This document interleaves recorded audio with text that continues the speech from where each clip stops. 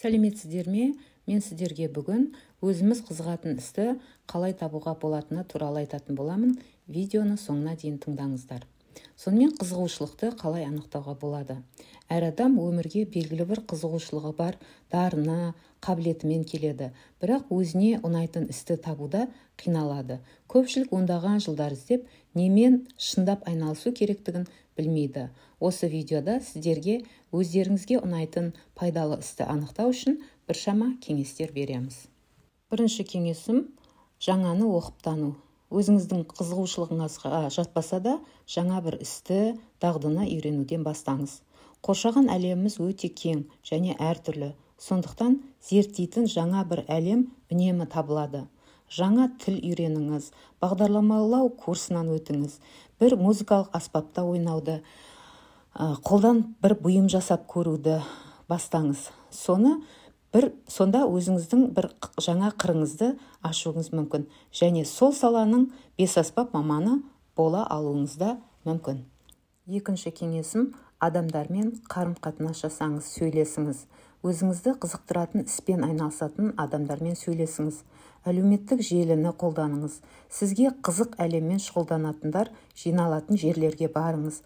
Ондай адамдармен әңгімелесу тұлға ретінде өзіңіздің дамуыңыз бен кәсіби тұрғыда нәтижеге жетуге көп мүмкіндік беретінін көзіңізбен көретін боласыз. Үшінші кеңесім – қателесуден қорықпаңыз.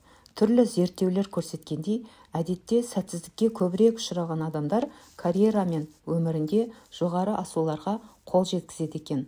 Өте талантты адамның өзі, егер өз қателіктерінен кейін қайта бастауға дайын болмаса, табысқа жетпеуі мүмкін екен.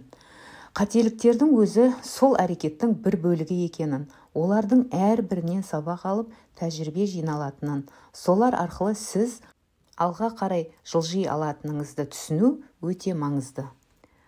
Төртінші кеңесім – өзіңіздің табиғи дарыныңызды барынша қолданыңыз.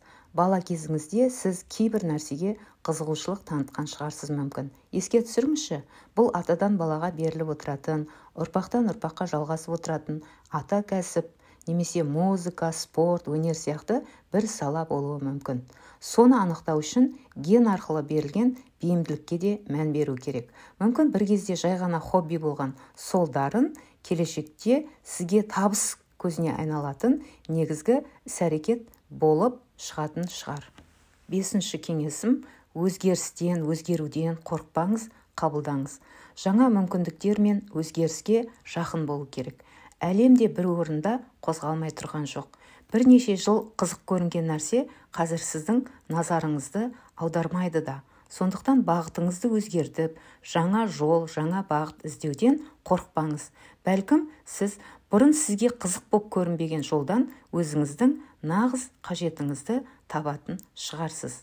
Осы жағын қарап көріңіз.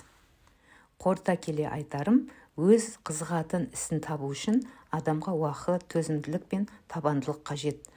Мынаны есте ұстаңыз, әр адам үшін бір ғана дұрыс жол болмайды. Сондықтан өзіңізді шын мәнінде шабыттандырып, үнемі ынталандырып, алға сүйреп отыратын жаңа қырды табу жолында барлық ресурстарыңызды сарқып қолданыңыз.